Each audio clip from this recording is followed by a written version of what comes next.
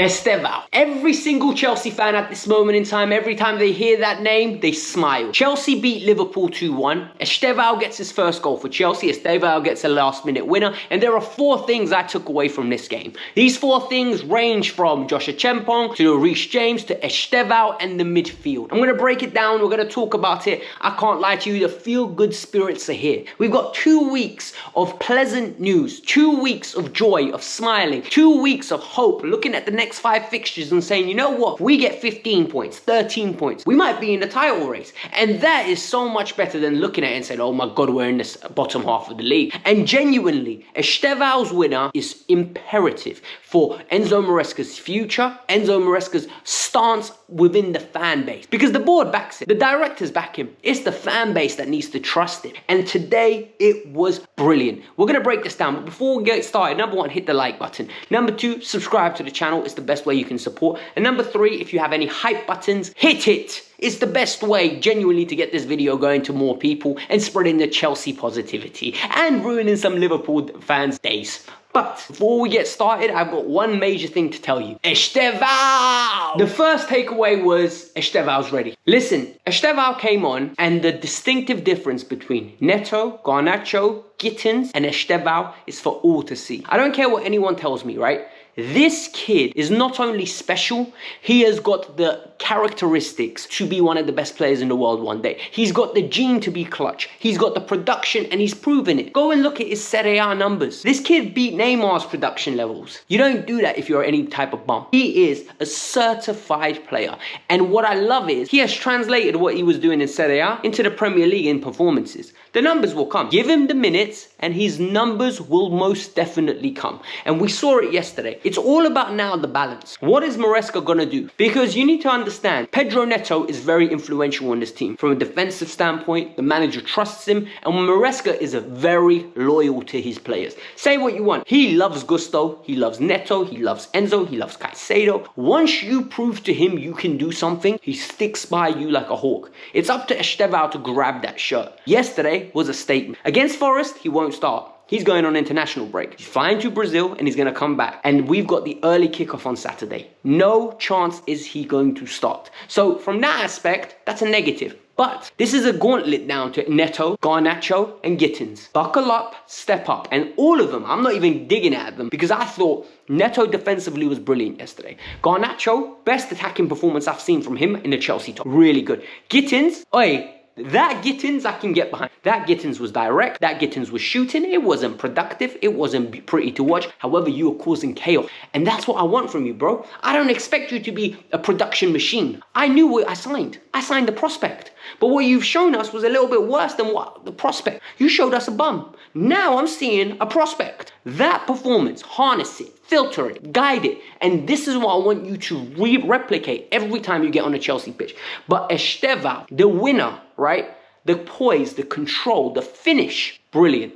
Listen, a lot of people say he's very faith-orientated. And when he had an interview, the first thing he said is, I want to thank God. I want to thank God. I want to thank you. And I want you in church this morning. It is Sunday. You better be at Mass. Do not change anything you do. I don't want to see him on no boat parties. I don't want to see him with no OnlyFans girls. I don't want to see him around any girls. I want him to be doing the exact same thing he's been doing. With your family, to church on a Sunday, because what you're doing is working. And trust me, forget distractions. Enjoy your football. You are going to be special. Josh Achiampong. Listen, I'm not exaggerating when I tell you Josh Achiampong's ready. People are going to say, Alex, Josh Achiampong was embarrassed by Welbeck against Brighton.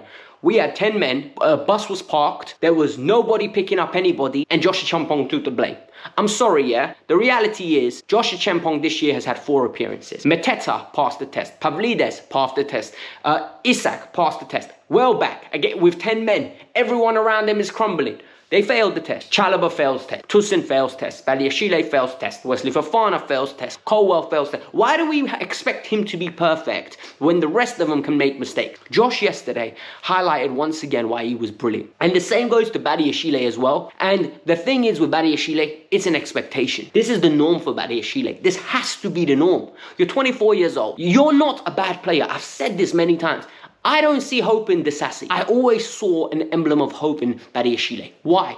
Disasi Everything about his game, I look at it, I'm like, you don't have the characteristics for this level. You're out of your depth. You're drowning, broski. That's not on you. That is on the directors. Barry, I know what I see. You can pass the ball. You're strong. You're powerful. You're good in the air. You're intelligent. You've got great pace. He has everything to be a top centre half. The only thing he doesn't have is hamstrings. Hamstrings and knees. He keeps getting injured. If he stays fit, he's good. Josh, on the other hand, ball carrier. And I think what Chelsea fans started doing, it really irritates me. They hear a buzzword, right? The buzzword for this season is centre-back. Or centre-back. 3 words, right? And now everyone's like, oh, he can't play that position. He can't pass the ball. Oh, guys, he can't break the lines. He can carry the ball through the lines. He can recover. He can defend. Why is it he has to score 100% in every box for us to play him? Why can't he develop his passing? He's 18 years old.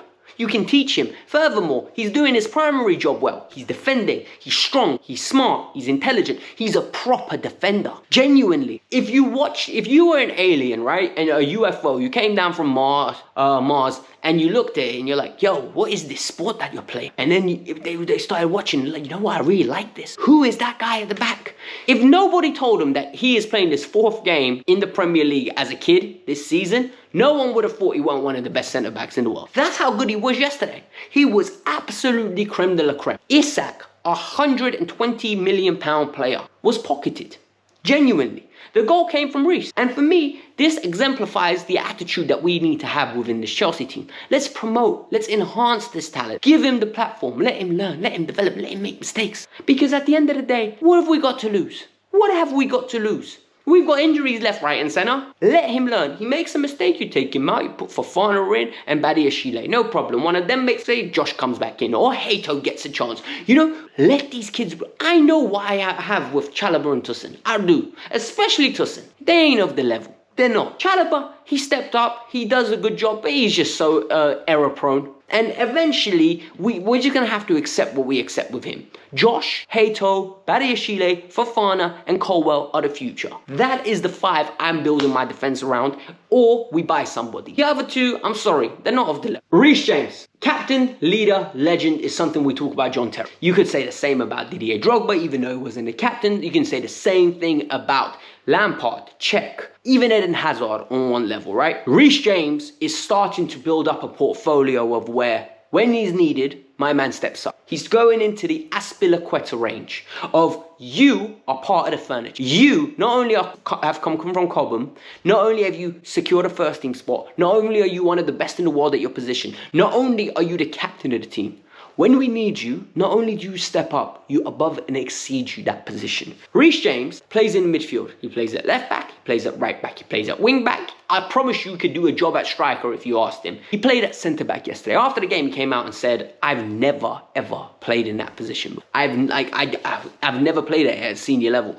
And said it was a challenge, but needs a must. We are Chelsea, I need to step up. And I thought he was bloody brilliant. Genuinely. You could see, like, he wasn't a Rolls Royce of a centre-half. He's never played there. The positioning's weird, and you know what? Ekatike and Isak, bro, on your debut in that position, madness. Right? There's no harder test. And for me, what was evident was he was just overly aggressive. He was imposing. He was good on the ball. Some of his passing yesterday, brilliant. I look at Reece James like, you are an absolute Rolls Royce. You are a beautiful, beautiful, beautiful man. The way you play football, yeah? Bravo. I look at him and I'm proud. That is my captain. Genuinely. Mount moved on. Gallagher moved on.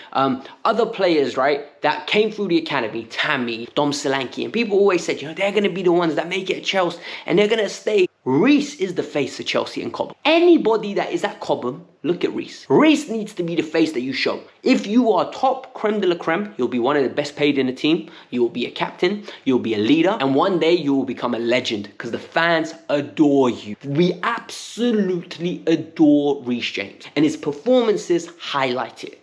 Genuinely, I wouldn't swap him for anyone. Nobody in the world you could give up change, yeah, and say, I will take Reece off you. Here's a right back. I don't want Hakimi. I don't want Trent. I don't care who you give me. You can give me Vitinha and Hakimi. I don't want it. I don't.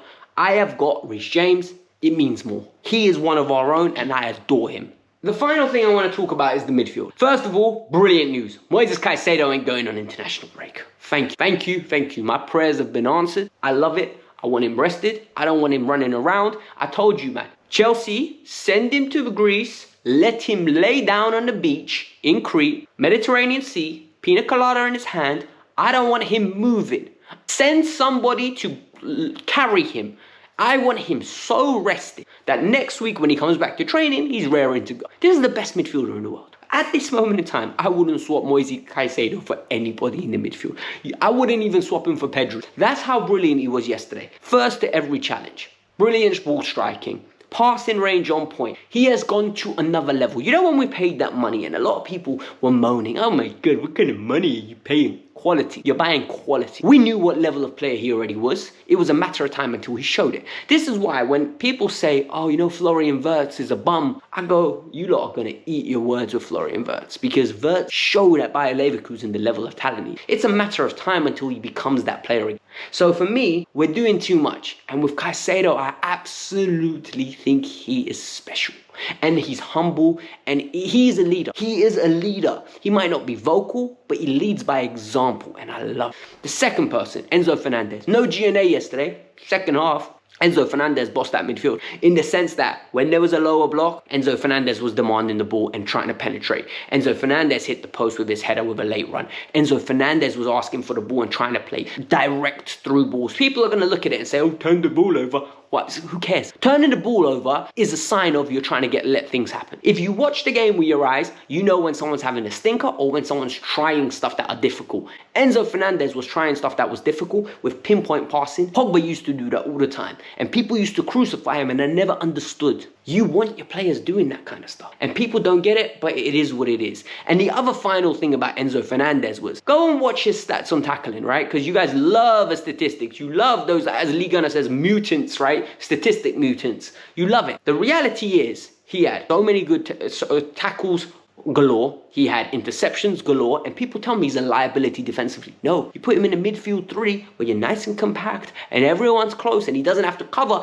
15,000 meters and turn into Conor Gallagher. You get a good player. Honestly, I was so impressed with him. And finally, Romeo Lavia. For those of you that follow me on the TikTok, if you don't, the pinned comment will be below. You can go check it out. I made a TikTok on him. And for those of you that want to see when I go on holiday to South Africa on Tuesday, you can go and follow me on Instagram as well. It's in the pinned comment below. But one thing I'm going to tell you is, I said Romeo Lavia can have my knees and he can have my hamstring. If he pays for the surgery, we'll make it happen, broski. Because I ain't using it, yeah? I squat, I deadlift, I bench press. I ain't no professional athlete. If he plays like that for my club, I'll sacrifice my knee and my hamstrings. He can have him. I'll take his. And for me, it is mind-boggling how this guy leaves, comes back, picks up like nothing goes. And the problem is I'm scared now he won't play for the Forest game, because I'm so used to him not playing. And for me, he is special.